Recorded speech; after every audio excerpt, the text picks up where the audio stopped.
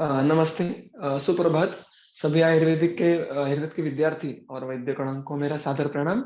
हम हमारे इस चरक संहिता वाचन की शुरुआत सत्र की शुरुआत हम प्रार्थना से करेंगे। ओम सहनाववतु सहनौ भुनक्तु सह वीर्यं करवावहै तेजस्विनावधीतमस्तु मा विद्विषावहै। ओम शांति शांति शांति। दीर्घम आयुष स्वास्थ्यं त्रिवर्गं चापि पुष्कलम् सिद्धिं चानुत्तमालोके प्राप्नोति विधिना पठन्। मुझे वो 200 देना, मुझे अभी चाय करना है क्या? छुट्टी 200 कोई कर वाला।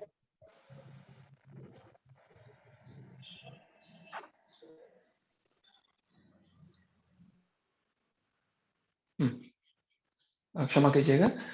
तो आज ये चरक संहिता वाचन का जो हमारा सत्र क्रमांक 3 है, उसमें हम फिर एक बार जो शुरुआत की थी हमने सूत्रस्थान अध्याय क्रमांक 1 दीर्घेन जीवितीय अध्याय, और उसमें हमने आज तक के 2 सत्रों में पहले 23 सूत्र देखे हैं।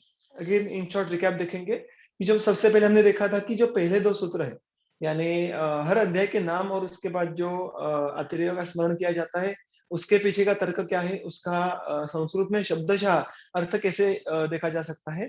फिर सूत्र क्रमांक 3 से लेकर 7 तक हमने आयुर्वेद अवतरण का क्रम और उसका मूल प्रयोजन क्या था, रोग कैसे प्रादुर्भूत है और उनका कैसे दुष्परिणाम ये लोगों पे होने लगा, ये बहुत ही शॉर्ट में देखा था।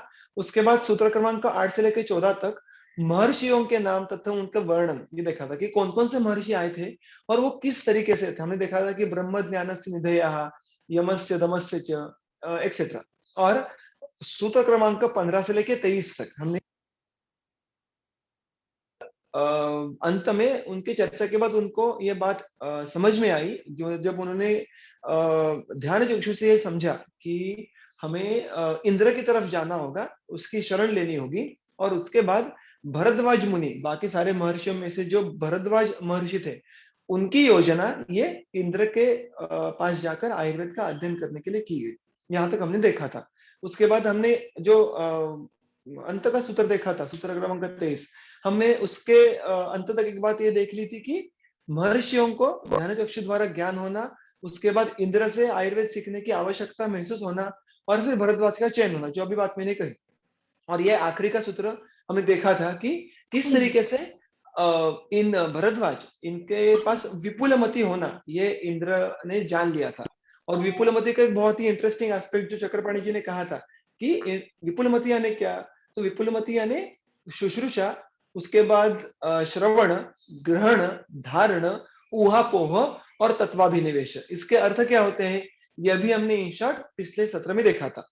तो ये बात याद रखकर कि इंद्र के पास विपुलमति होने के वजह से इंद्र ने भरद्वाज के पास विपुलमति होने की वजह से इंद्र ने उनको अल्पै ही पदै ही आयुर्वेदम प्रोवाच, यानी एकदम कम शब्दों में ही उन्होंने उनको आयुर्वेद सिखाया। उतना उनको अल्प पद से सिखाना सफिशिएंट है, काफी है, ऐसा ज्ञान ये इंद्र को हुआ था। तो अल्प शब्द में सिखाया मतलब किस तरीके से सिखाया, उसका वर्णन ये आगे के सूत्रों में आता है। तो उन्होंने क्या कहा कि हेतुलिंग औषध ज्ञानम स्वस्थातुर परायणम त्रिसूत्रम शाश्वतम पुण्यम पुबुधेयम पितामह। तो इस सूत्र में किसका वर्णन है कि भगवान इंद्र ने परमर्षि भरद्वाज को उनकी विपुलमति देखकर अल्प शब्दों में आयुर्वेद का उपदेश किया। वो आयुर्वेद किस प्रकार से उपदेश किया, वो आयुर्वेद किस प्रकार का था, तो इसके सारे विशेषण हमें इस सूत्र क्रमांक 24 में देखने के लिए मिलते हैं। तो सबसे पहले उसकी पहली पंक्ति के बारे में देखेंगे। दो उसमें विशेषण आए हैं, हेतु लिंग औषध ज्ञानम और स्वस्थातुर परायणम। वो पहला तो जो पद है वो तो काफी सरल है, हेतु लिंग औषध ज्ञान, यानी जिस जो शास्त्र, जो आयुर्वेद शास्त्र ये 3 मुख्य मुद्दों से युक्त है, हेतु, लिंग और औषध। और दूसरा स्वस्थातुर परायणम, स्वस्थ और आतुर ये दोनों शब्द तो हमें ज्ञात है। और परायण, इसका ये जो सामासिक शब्द है, पर अयन, अयन शब्द हमने सुना है, रसायन, दक्षिणायन, उत्तरायण, इसमें अयन का अर्थ होता है मार्ग। और पर यानी क्या, सर्वश्रेष्ठ। तो स्वस्थ व्यक्ति के लिए और आतुर के लिए सबसे जो श्रेष्ठ अगर कोई मार्ग होगा तो वो आयुर्वेद है। किसके लिए मार्ग? तो स्वस्थ को स्वास्थ्य रक्षण के लिए और आतुर को आतुर्य परिमोक्षण के लिए, यानी जो रोग है उसका नाश करके स्वस्थ प्राप्ति पुनः हो जाए, इसके लिए भी उसे सबसे श्रेष्ठ जो मार्ग है वो आयुर्वेद है। ये बात यहाँ पे सरल है, लेकिन इस पे जो गंगाधर की टीका है वो बहुत ही इंटरेस्टिंग है। गंगाधर ने क्या कहा है, वो कहते हैं कि जो चरक के टीकाकार है वो कहते हैं कि देखिए, आयुर्वेद ये अथर्ववेद का उपवेद है, ऐसा चरक संहिता में लिखा है सूत्रस्थान 30 अध्याय में। और अगर आप अथर्ववेद के पूरा जो अन्य भी साहित्य देखें तो उनमें बाकी भी बहुत सारे शरीर संबंधी उपक्रमों का, क्रियाओं का वर्णन है। कैसे? जैसे कि मोह होगा, वशीकरण होगा, गर्भपातन होगा, वंध्याकरण होगा, यानी ये अलग अलग देखो शरीर के साथ कैसे डील कर सकते हैं, शरीर के साथ क्या क्या इंटरवीन कर सकते हैं, ये बातें तो और भी ज्यादा है। तो वो सारी बातों का उल्लेख आयुर्वेद करते नहीं है। क्यों? उन्होंने स्पष्ट तरीके से कहा है कि जितनी बातें स्वस्थ और आतुर के लिए हितकारक है, श्रेष्ठ है, उतनी ही बातों के बारे में वर्णन यहाँ पे करेंगे।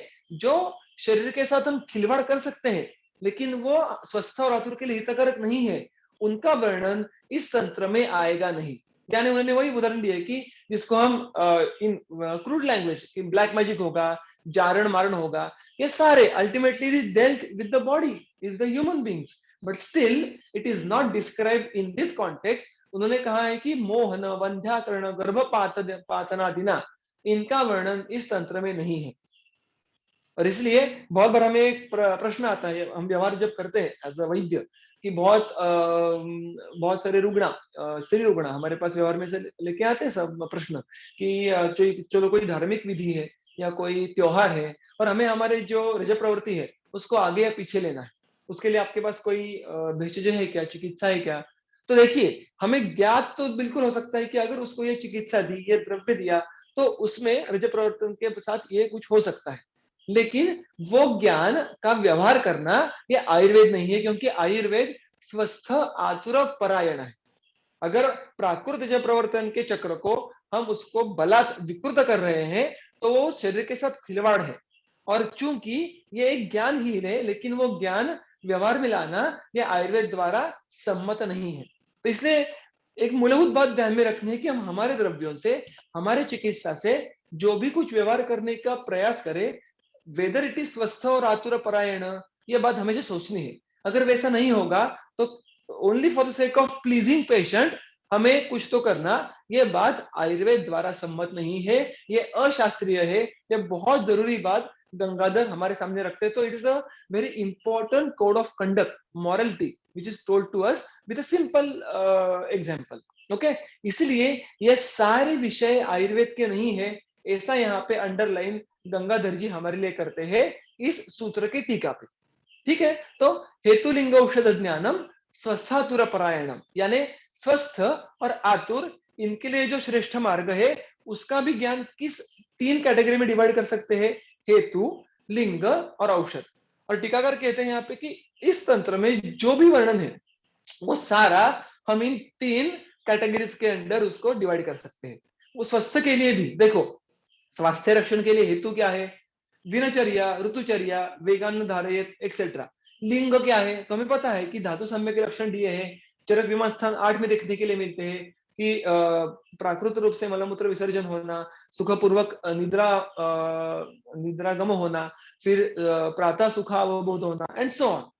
औषध मतलब क्या, कि उसके बारे में उन्होंने अलग अलग बात कही कि रसायन होगा, वो स्वस्थ के लिए औषध है। तो ये सारे जो वर्णन है, आप कोई भी वर्णन लीजिए, अल्टीमेटली उसका कैटेगराइजेशन ये स्वस्थ या आतुर इन आइदर और के लिए हेतुलिंग औषध के अंडर ही होना है।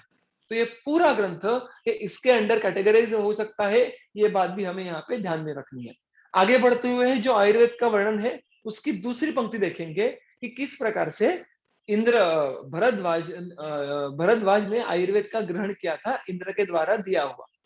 त्रिसूत्रम शाश्वतम पुण्यम बुबुधेयम पितामह। अब इसको मैं अन्वय के तौर पे रीअरेंज करूंगा। पितामह यम त्रिसूत्रम शाश्वतम पुण्यम बुबुधे। तो पितामह यानी ब्रह्मा, ब्रह्मा को पितामह, इसका लिटरल मीनिंग है ग्रैंडफादर। तो मतलब जो गुरु के गुरु है, इस तरीके से जिनका रिलेशन है, वो खुद पितामह जो ब्रह्म है साक्षात, उन्होंने जिसको बुबुधे, बुबुधे बुध बोध यानी जानना, उसका ये परोक्ष भूतकालवाचक रूप है। यानी ऐसा आयुर्वेद जिसको खुद ब्रह्मा ने जाना था। देखो वहां पे भी उन्होंने टीका में स्पष्ट तरीके से लिखा है कि ब्रह्मा ने भी, जो सबसे पहले आयुर्वेद के ज्ञाता थे, उन्होंने आयुर्वेद को जाना, उन्होंने उसको किया नहीं तैयार, क्योंकि आयुर्वेद वॉज प्री एग्जिस्टिंग। और दैट हाईलाइट्स द अकर्तृत्व ऑफ आयुर्वेद। ऐसा टीकाकार कहते हैं कि आयुर्वेद को किसी ने बनाया नहीं है, उसको सबसे पहले ब्रह्मा ने जाना है। वो किस तरीके से जाना, उसके फिर एक बार 3 विशेषण यहाँ पे देते हैं। त्रिसूत्रम, शाश्वतम, पुण्यम, इस तरीके का आयुर्वेद। त्रिसूत्रम यानी जो अभी अभी हमने देखा कि हेतु लिंग औषध, इन 3 सूत्रों में बांधा हुआ। सूत्र का शब्दशः अर्थ है धागा यानी थ्रेड। उसका थोड़ा एलेबोरेशन आगे के सूत्र में आने वाला है, तो मैं यहाँ पे उसके बारे में ज्यादा चर्चा नहीं करूंगा।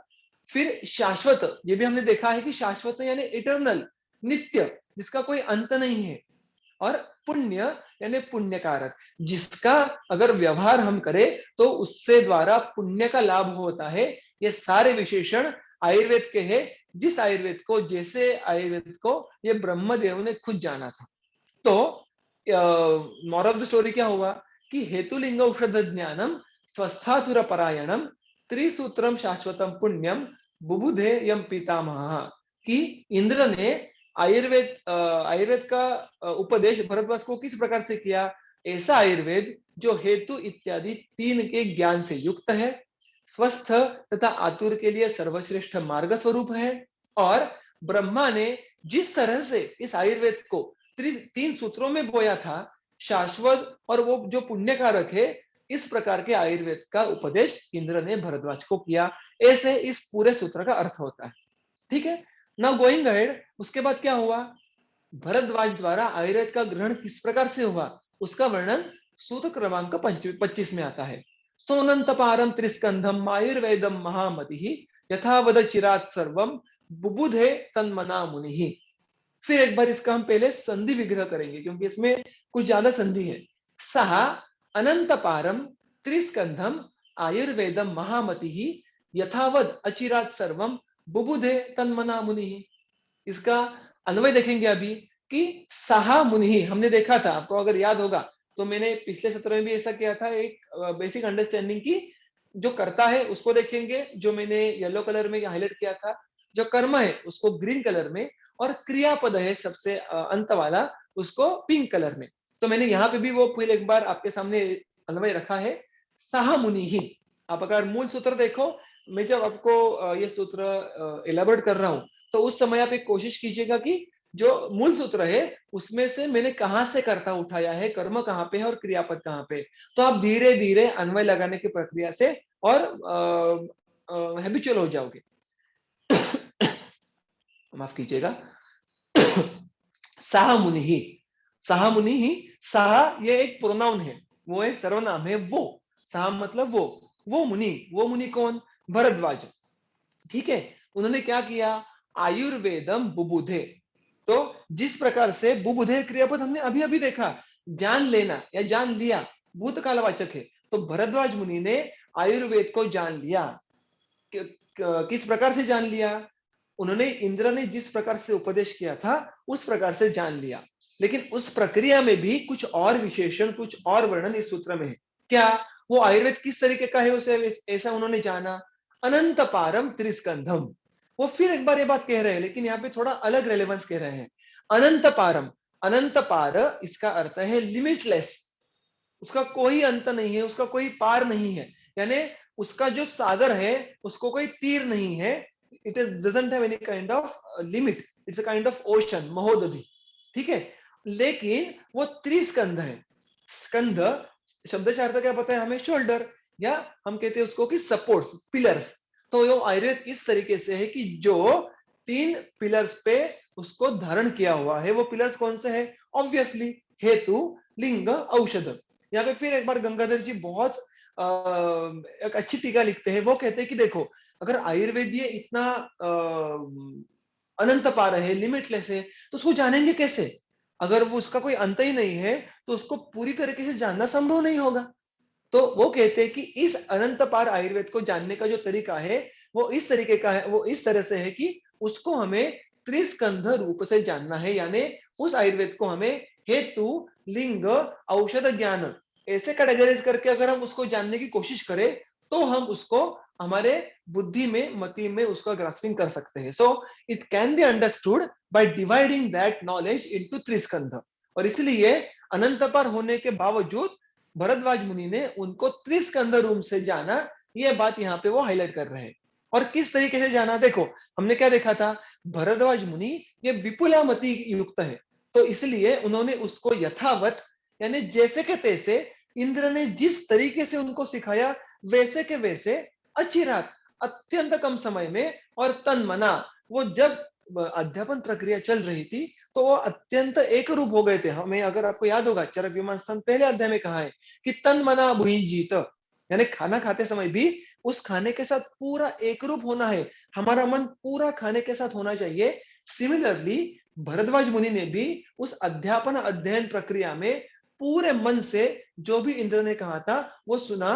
तो यहाँ पे भरद्वाज मुनि का एकाग्रत्व उन्होंने यहाँ पे हाईलाइट किया है। तो ऐसा पूरा जो आयुर्वेद अवतरण की जो एक प्रक्रिया है, उसका जो एक स्टेप है जो इंद्र के द्वारा भरद्वाज को आयुर्वेद सिखाया जा रहा है, उसका और विवरण यहाँ पे उन्होंने किया था। तो अभी भरद्वाज मुनि ने आयुर्वेद का ग्रहण कर लिया है इंद्र के बाद, वो जान लिया है कि आयुर्वेद कैसा है, किस प्रकार का है। उसके बाद क्या हुआ, तेन तेन आयुरमितम लेभे भरद्वाज सुखान्वितम। तेन, मैं अभी संधि विग्रह करूंगा, तेन आयु अमितम लेभे भरद्वाज सुखान्वितम। और फिर एक बार हम देखेंगे कि क्या है तेन, यानी फिर एक बार वो क्या हुआ, वो होगा सर्वनाम यानी प्रोनाउन। तेन यानी किसी उससे, उससे यानी किससे, आयुर्वेद से। तो भरद्वाज मुनि ने आयुर्वेद से क्या किया, अमितम सुखान्वितम आयु लेभे, लेभे यानी लाभ होना, ठीक है। तो उनको आयु का लाभ हुआ, यानी आयुर्वेद समझने के बाद सबसे पहले खुद भरद्वाज मुनि को आयुर्वेद आयु का लाभ हुआ। लेकिन आयु यानी जीवित, किस प्रकार की आयु, आयु तो सबको होती है, जीव जंतुओं को, सारे जीव जंतुओं को आयु होती है। आयुर्वेद का ज्ञान करने से ऐसा क्या खास आयु के बारे में उनको प्राप्ति हुई, लाभ हुआ। तो इसके दो बहुत ही सुंदर विशेषण यहाँ पे आए हैं। अमित, मित यानी जो मापा जा सकता है, the one thing which can be measured. Amit मतलब जिसको मापा नहीं जा सकता, जिसको गिना जा सकता नहीं है। तो लिटरल मीनिंग क्या है, इनफाइनेट, फाइनेट एंड इनफाइनेट। लेकिन इसको यहाँ पे हम जो विशेषण देखे तो वो आयु का है, और आयु कभी इनफाइनेट नहीं हो सकती। तो उसका अर्थ टीकाकार ऐसा करते हैं कि अमित के शब्द से हमें यहाँ पे अति दीर्घ आयु यानी एक्सेसिवली लॉन्ग लाइफ, ये हमें उसका एक क्वांटिटेटिव एस्पेक्ट ध्यान में लेना है। और सुखान्वितम, not only a long life, लोग तो वैसे भी 20-25 साल बेड पे गुजार देते हैं, उसको हम लॉन्ग लाइफ कहेंगे, लेकिन उसमें कोई क्वालिटी है क्या, बिल्कुल नहीं। तो वहां पे उन्होंने क्या कहा है कि वो उनकी दीर्घ आयु थी, अति दीर्घ आयु थी, वो किस तरीके से प्राप्त, किस तरीके की भी थी, तो सुखान्वितम, सुख से युक्त, अन्वित यानी युक्त।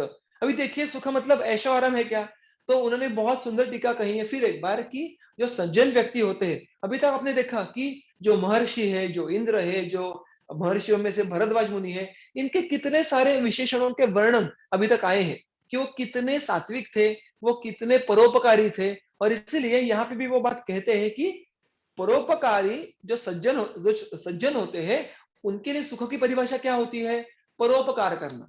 तो सज्जना नाम सुखातिशय परोपकारे, सज्जन व्यक्तियों के लिए अन्य लोगों के लिए कुछ तो हितकार काम करना, to do the good for others, to do the service for others is the definition of सुख फॉर देम। और इस तरीके से सुख से युक्त उनकी आयुर्वेद हुई। So basically he got the purpose which is the very huge quality of any kind of life.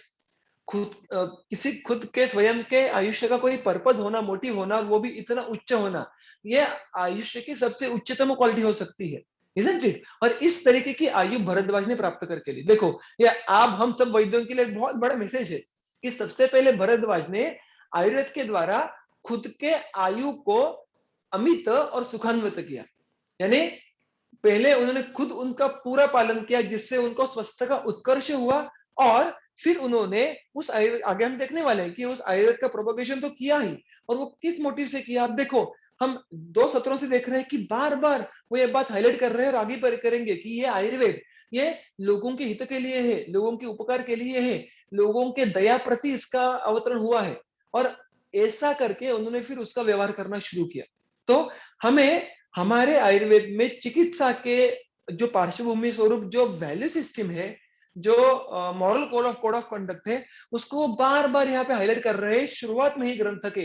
ये बात बहुत महत्वपूर्ण है। So basically what Ayurveda gives अस, बाकी तो ज्ञान है, हमें उसका व्यवहार करने का मति देती है, there are in number of things, but basically Ayurveda gives us the value system behind the practice, और वो यहाँ पे बात वो इनडायरेक्टली हमें बार बार कह रहे हैं। तो बेसिकली यहाँ पे भरद्वाज को आयुर्वेद सीखने के बाद उसके द्वारा अमित और सुखान्वित इस प्रकार की आयु का लाभ हुआ। ये आगे के सूत्र की जो पहली पंक्ति है, और उसके बाद और क्या हुआ, ऋषिभ्योनधिकम तच्च शशंसानवशेषयन् ऋषयश्च भरद्वाजा जगृहुस्तं प्रजाहितं दीर्घम आयुश्चिकीर्षन्त वेदम वर्धनम आयुषः। तो जो दूसरी ये तीनों सूत्र मैंने साथ में लिए क्योंकि उसका एक दूसरे के साथ कनेक्शन है, लेकिन जो पहली पंक्ति है उसको हम पहले एक बार देखेंगे क्या है। देखो, उसका मैं फिर एक बार संधि विग्रह करता हूं। ऋषिभ्यः अनधिकम तच्च शशंसान अनविशेषयन्। अभी जो अवतरण की प्रक्रिया है वो पृथ्वी तल पे आ गई है। देखो, महर्षियों ने भरद्वाज को इंद्र की तरफ आयुर्वेद सीखने के लिए भेजा था। वो सीख कर उसका खुद पालन कर कर भरद्वाज फिर एक बार ऋषि मुनियों के तरफ आ गए, महर्षियों के गण के तरफ आ गए, और उन्होंने क्या किया, ऋषिभ्यः, यानी उनको, हमें नीचे जो अन्वय दिया है पहले वो देख लेते हैं। तच्च अनधिकम ऋषिभ्यः अनवशेषयन् शशंसान। थोड़े क्लिष्ट शब्द है, लेकिन उसका हम अर्थ देखेंगे हर शब्द का। तच्च, च, ये जो अव्यय है, ये जो शब्द है, ये बार बार आगे भी आने वाला है। जहां जहां भी आएगा उसका अर्थ है और, या इंग्लिश में जिसको हम एंड कहेंगे। तो तच्च, और उस आयुर्वेद को क्या किया भरद्वाज मुनि ने, अनधिकम। अनधिकम, देखो कितना सुंदर वर्णन किया है कि अनधिकम यानी नॉट इन एक्सेस।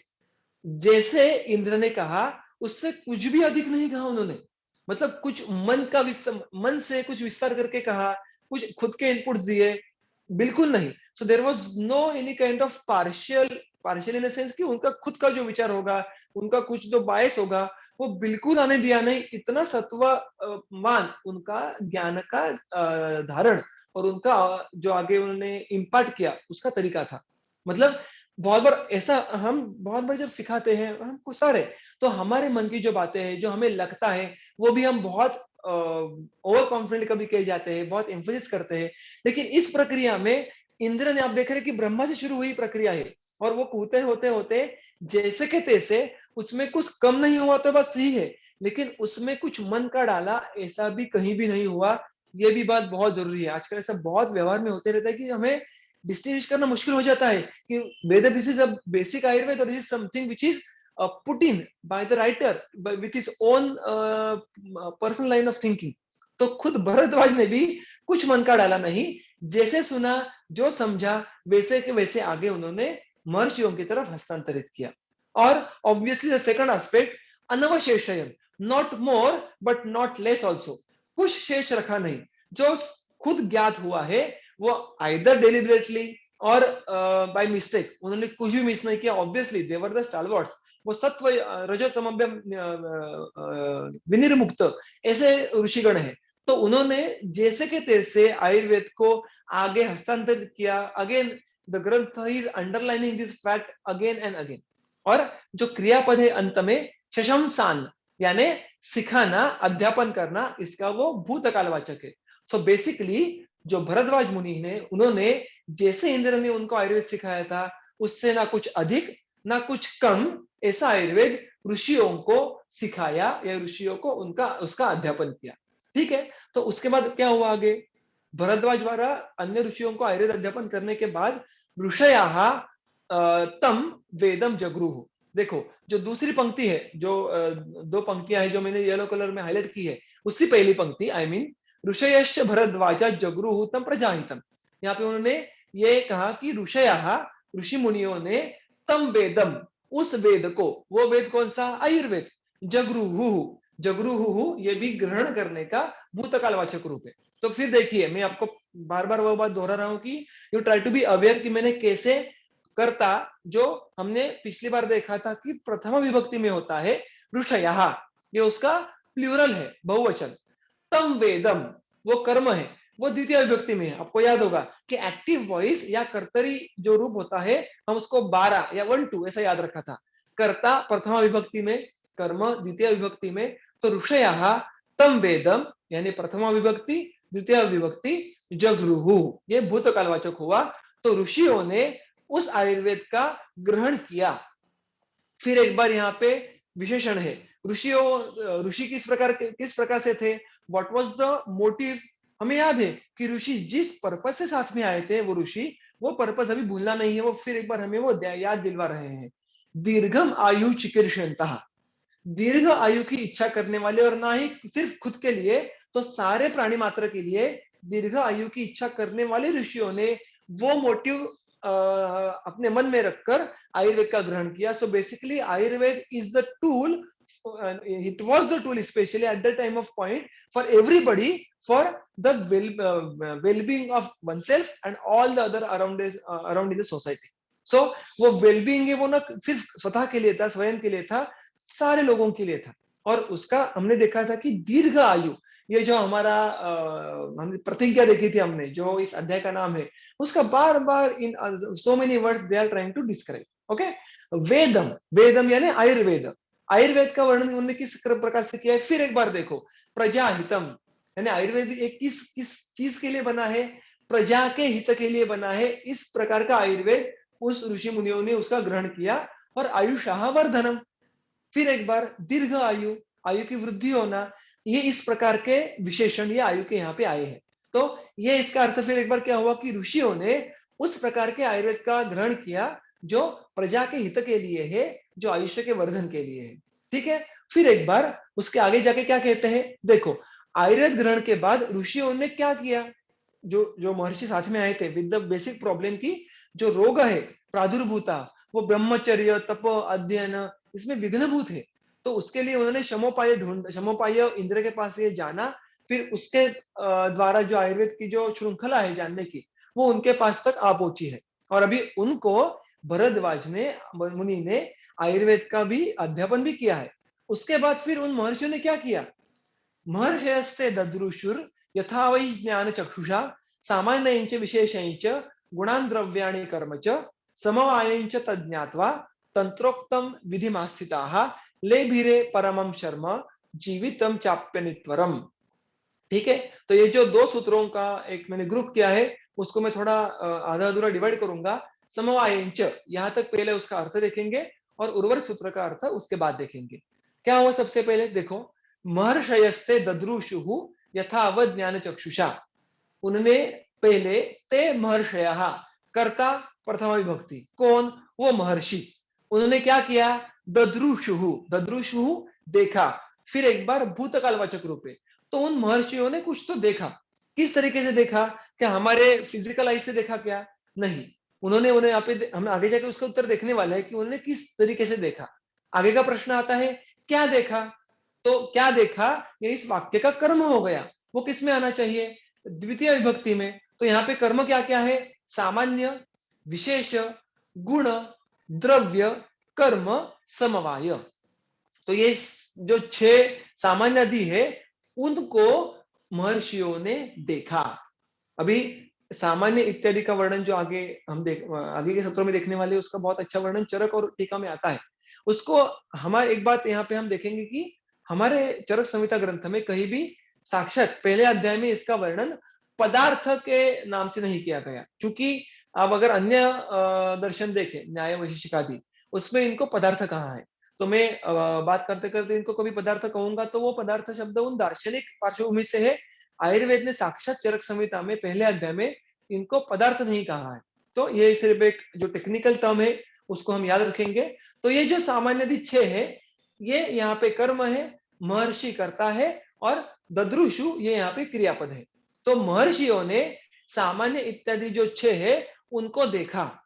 किस प्रकार से देखा? यथावत, जैसे के तैसे। लेकिन किस जरिए देखा? ज्ञान चक्षुषा, ज्ञान रूपी चक्षुओं से। यानी भरद्वाज मुनि से एक बार आयुर्वेद का ग्रहण करने के बाद फिर उन्होंने उस ज्ञान का उपयोग करके, जिसको हम कहते हैं कि कॉन्टेम्पलेशन, मनन चिंतन, इन्हें हमें होता है ना कि हमें ज्ञान चक्षु प्राप्त हुए, यानी we start seeing the things with the help of our knowledge, isn't it? वो साक्षात हमें ऐसा प्रत्यक्ष ज्ञान अपेक्षित नहीं है, लेकिन we start to see, यानी क्या? We start to know the things। यहाँ पे देखना, ये जानना इस प्रकार के अर्थ से आया हुआ है। तो they start to know the different things in what perspective, सामान्य इत्यादि। So basically उन महर्षियों ने सामान्य इत्यादियों को ज्ञान चक्षुओं के द्वारा जैसे के तैसे ग्रहण किया। देखो श्रृंखला, भरद्वाज ने ऋषियों को आयुर्वेद किस प्रकार से सिखाया था? त्रिसूत्र आयुर्वेद, हेतु लिंग औषध ज्ञानम, उसका एलेबोरेशन ऋषियों ने खुद के मति से किया।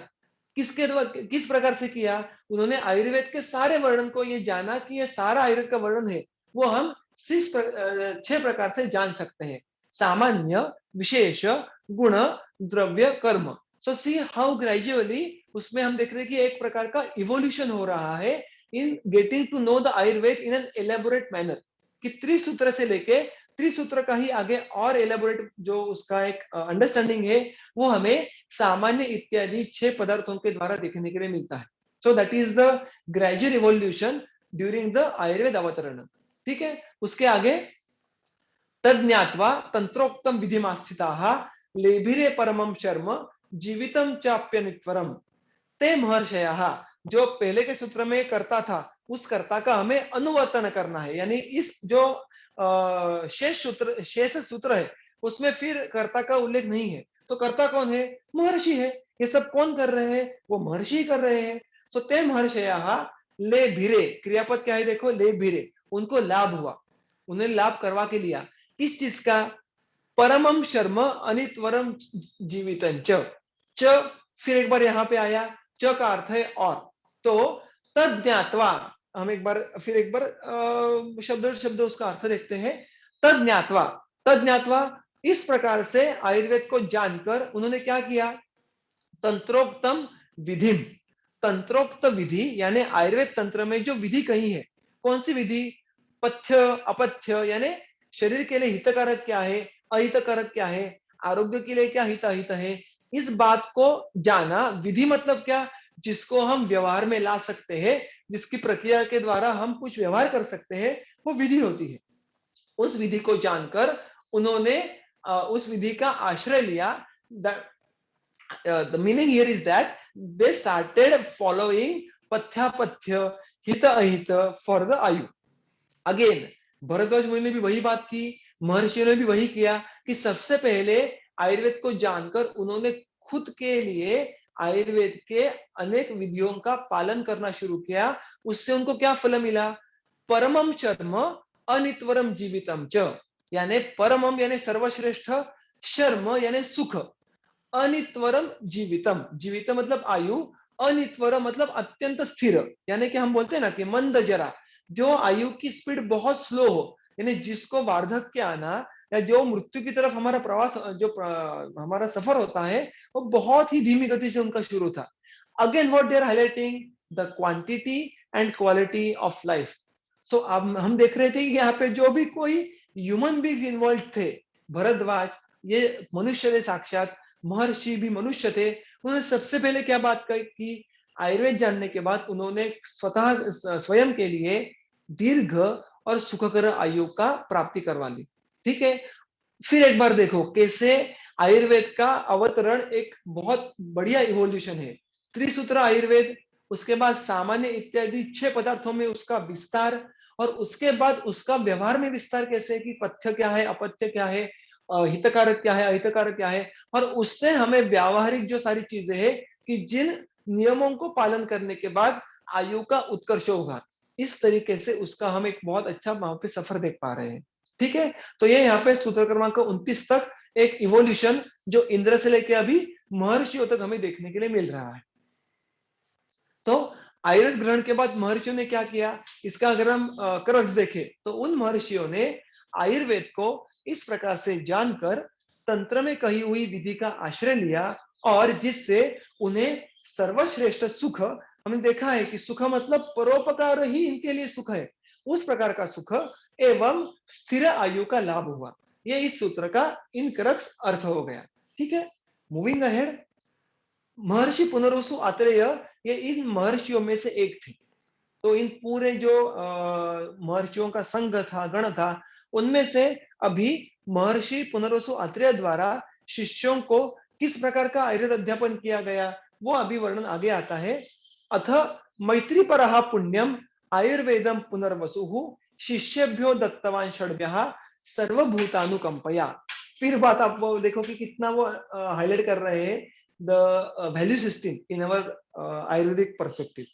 अथ, ये सूत्र कहां से शुरू हुआ है, अथ। अथ हमने देखा था कि एक तो शुभ मंगलवाचक है और उसके साथ साथ कुछ नई प्रक्रिया शुरू होने वाली हो तो वो भी वो दर्शाता है कि अभी इसके बाद, ये सब होने के बाद जो अनेक महर्षियों में से एक थे महर्षि पुनर्वसु आत्रेय, उन्होंने क्या किया, पुनर्वसु आयुर्वेदम षड्भ्यः शिष्येभ्यः दत्तवान, यानी पुनर्वसु ने आयुर्वेद 6 शिष्यों को प्रदान किया। ये इसका हमने उसका अन्वय देखा बेसिक। तो उसमें फिर एक बार उन्होंने पुनर्वसु आयुर्वेद इन दोनों के विशेषण किए हैं। They have elaborated these two aspects in this सूत्र इटसेल्फ। किस तरीके का आयुर्वेद दिया, पुण्यम। फिर एक बार वो बात कि जिस आयुर्वेद को सीखने के बाद और जिसका व्यवहार करने के बाद पुण्य प्राप्ति होने वाली है, ऐसा आयुर्वेद। वो पुनर्वसु किस मानसिकता में थे, किस भूमिका में थे, उनका विशेषण उन्होंने यहाँ पे कहा है कि पुनर्वसु मैत्री परः, जिनके मन में मैत्री की भावना से व्यवहार हो रहा है। अभी मैत्री, इसका जो एक सामान्य अर्थ हम सबको पता है कि फ्रेंडशिप, ये हम उसको मराठी या हिंदी में लेते हैं, लेकिन ऐसा अर्थ अपेक्षित, इतना नैरो अर्थ अपेक्षित आयुर्वेद या संस्कृत में नहीं है। उसकी टीका चक्रपाणी जी बहुत सुंदर लिखते हैं। चक्रपाणी जी कहते हैं मैत्री यानी सर्व प्राणीषु आत्मनि इव बुद्धि, यानी सारे सृष्टि को, सारे जो सृष्टि में जीव जंतु है, उनको आप खुद के लिए जैसे बर्ताव करेंगे, व्यवहार करेंगे, उतने ही स्वयं अधिष्ठित बर्ताव उनसे करना है। To look all the other living being just like you would look at yourself. जो जो आपका आप खुद के लिए अच्छा करने की कोशिश करेंगे, उतने अच्छे ही इंटेंशन से अच्छा करने का जो मनीषा है, मानस है, वो आपके व्यवहार में दिखना चाहिए। That is the huge meaning of maitri. और उस इसलिए कैन से empathy, to feel what other animal would feel, वो आपके अंदर उसकी जो संवेदना है वो उत्पन्न होना। It is a huge definition which is very deep. It is not just narrowed down to the friendship. तो ऐसे मानस के जो मानस भाव जिनमें है, ऐसे मनीषा जिनमें है, ऐसे पुनर्वसु आत्रेय, वो उन्होंने इस भाव से उनके 6 शिष्यों को आयुर्वेद सिखाया। किस प्रयोजन से सिखाया, किस तरह से प्रदान किया, सर्वभूतानुकंपया। तो उनके मन में यह था कि ये आयुर्वेद सीखने के बाद शिष्यों ने इसका व्यवहार इस प्रकार से करना चाहिए। किस प्रकार से, सर्वभूतानुकंपया। अनुकंपा इस शब्द का शब्दशः अर्थ है दया, compassion. So basically with utmost compassionate nature the Bharat Punarvasu Atreya taught Ayurved to the 6 disciples. So see how they are repeatedly highlighting the point. Punyam Ayurvedam, Maitri Paraha Punarvasu, Sarvabhutanukampaya. Not only the human beings, सर्वभूत, सारे living beings के लिए उन्होंने with utmost compassion Ayurveda का वर्णन किया और elaboration किया। तो that's how now the Ayurveda has reached to the 6 disciples of the Punarvasu Atreya. अभी वो पुनर्वसु आत्रेय के 6 डिसाइपल्स कौन है, अग्निवेशश्च भेलश्च जतुकर्णः पराशरः हारितः क्षारपाणिश्च जगृहुः तन्मुनेः वचः।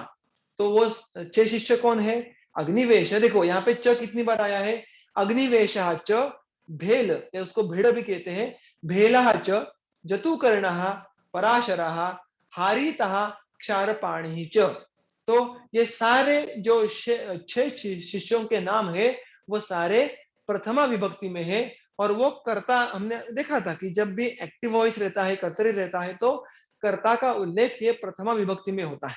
तो ये सारे के सारे 6 शिष्य इस सूत्र में कर्ता इस भूमिका में है। तो आगे उसका वाक्य कैसे पूरा होता है? ये जो 6 शिष्य है अग्निवेश इत्यादि, उन्होंने क्या किया?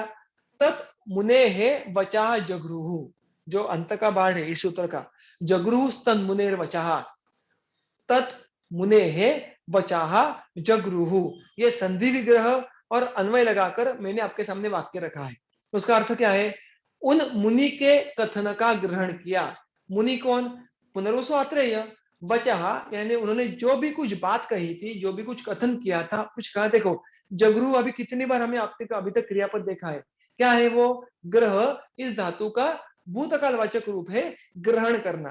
तो कैसे ग्रहण क्रिया ये क्रमशः होती आई है और अभी वो अग्निवेश इत्यादि 6 शिष्यों तक आके पहुंच गई है। तो ये 6 शिष्यों ने आयुर्वेद ग्रहण करने के बाद आगे क्या हुआ? अग्निवेश ये आद्य तंत्रकर्ता कैसे सिद्ध हुए, यह वर्णन यहाँ पे आता है। बुद्धे विशेषः तत्र आसीत् नोपदेशांतरम मुनेः तंत्रस्य कर्ता प्रथमम अग्निवेशो यतो भवत्। बहुत बहुत महत्वपूर्ण बात यहाँ पे चरक संहिता में हमें देखने के लिए मिलते हैं इस सूत्र में।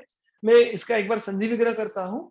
बुद्धेः विशेषः तत्र आसीत् न उपदेशांतरम मुनेः तंत्रस्य कर्ता प्रथमम अग्निवेशः यतः अभवत्। हम इस सूत्र का जो दूसरी पंक्ति है उसको पहले देखते हैं।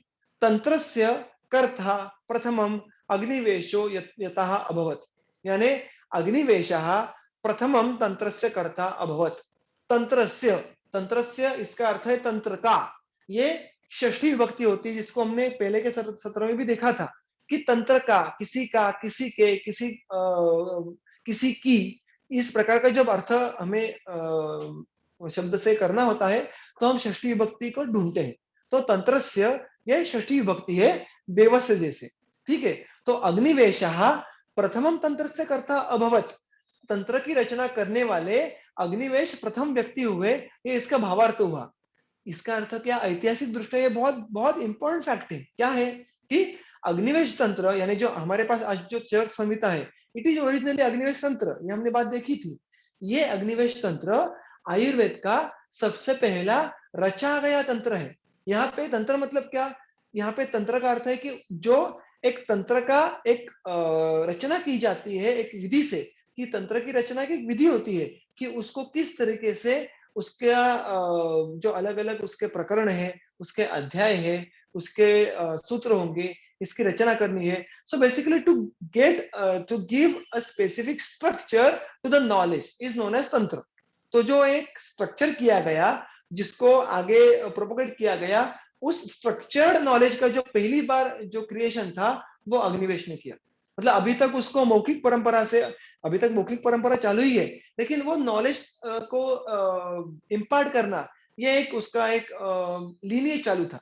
अग्निवेश ने क्या किया? उस नॉलेज को एक स्ट्रक्चर दिया। It is told that Agnivesh was the first person to do so. मतलब हमारे साथ, हम हमारी गोद में या हमारे सामने जो चरक संहिता लेके बैठते हैं, पढ़ते हैं, it is suppose to be the first structured kind of knowledge of Ayurveda. इतना पुरातन है वो, that underlines the historical nature of the Charaka Samhita and Agnivesh Tantra. फिर एक प्रश्न हमारे मन में आएगा कि why Agnivesh and not any other of the other 5? कुल मिलाकर 6 शिष्य थे, अग्निवेश क्यों?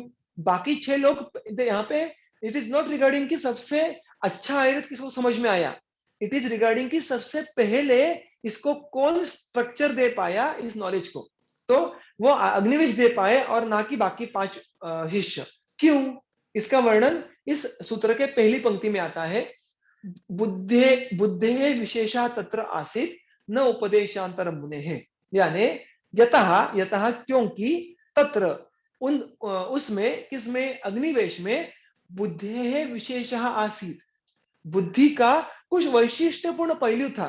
There was some distinguishing speciality which was not there in others. ये उसका कारण है, ना कि उन्हें मुनि ने यानी भरद्वाज मुनि ने अन्य शिष्यों से कुछ अलग सिखाया। न मुने उपदेशांतरम, यानी उसके कुछ प्राइवेट क्लासेस लिए या छुपा-छुपा के सिखाया, ऐसा बिल्कुल नहीं है। पुनर्वसु आत्रेय ने माफ कीजिएगा, मैंने मुनि के आगे जो ब्रैकेट है उसमें गलती से भरद्वाज लिखा है, वहाँ पे पुनर्वसु आत्रेय चाहिए।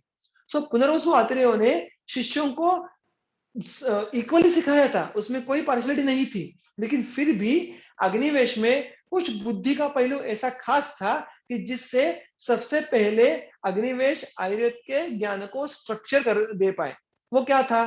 तो गंगाधर बहुत ही सुंदर लिखते हैं यहाँ पे कि दैट ब्यूटी और the speciality of the buddhi of Agnivesh is regarding tantra karan pravritti, यानी द कैपेबिलिटी ऑफ और the capacity to write a perfect book. Book में क्यों कह रहा हूं, राइट क्यों कह रहा हूं? क्योंकि हमारे पास अभी लिखित है, वो तब लिखित नहीं था, तब मौखिक परंपरा मुख्यत्वे चालू थी। लेकिन अभी हमारे पास उसका जो स्ट्रक्चरेज फॉर्म आता है जिसको हम बुक कहते हैं व्यवहार में। So in very simplified language, Agnivesh knew since the beginning कि how to make a structure out of a very vast knowledge, और इसीलिए सीखने के बाद बहुत जल्दी सबसे पहले अग्निवेश इस ग्रंथ की रचना कर पाए, ऐसा यहाँ पे उन्होंने कहा है। तो बात क्या है यहाँ पे कि it's not only important to know the things from the guru, it was equally important to be able to make a structure out of the knowledge. उससे क्या हुआ देखो, अगर ये स्ट्रक्चर अग्निवेश नहीं कर पाते, नहीं करते, तो हमारे पास वैसे के वैसे ज्ञान नहीं आता। हमारी तो बुद्धि की कितनी कितनी कितनी मर्यादाएं हम सब जानते हैं। तो हम तो आयुर्वेद उस तरीके से हमारे पास नहीं आ जाता। न जानो कितना शेष हो जाता, कितना उसमें से शेष ये पीछे निकल जाता, न जानो कितनी मनगढ़ंत कहानियां उसमें आ जाती। लेकिन अग्निवेश के कृपा से उसको वैसे के वैसे स्ट्रक्चर करने के वजह से हमारे पास साक्षात ब्रह्मा ने दिया हुआ जो आयुर्वेद है वो चरक संहिता के रूप में आ गया था। And that's why it highlights कि हम जो भी पढ़ रहे हैं वो जैसे ब्रह्म को साक्षात ज्ञात हुआ था उस तरीके का आयुर्वेद के बारे में पढ़ रहे हैं। And so there is no room for a kind of error, mistake. It is the most authentic, most apta granth available for us right now. Okay, so being understood this, आज हम हमारे सत्र को पूर्ण करेंगे। आगे के सत्र में हम आगे जाके देखेंगे कि किस तरीके से अन्य शिष्यों ने भी खुद के तंत्र की रचना की, और फिर इन तंत्रों की रचना के बाद एग्जैक्टली क्या हुआ, और इस तरीके से कैसे अंत में उपोद्घात सूत्र क्रमांक 40 तक ये पूर्ण होता है। ये हम पूरा जो सफर है वो अगले सत्र में पूर्ण करेंगे। तो अगर किसी को भी कोई भी इसमें कोई जो अर्थ है जो नहीं समझा हो, या कोई शंका हो, या कोई बात गलत लगी हो, तो आप मेरी तरफ बिल्कुल आ सकते हैं, मुझे वैयक्तिक भी संपर्क कर सकते हैं। तो हम अभी अगले सत्र के लिए हम मंगलवार को मिलेंगे। धन्यवाद।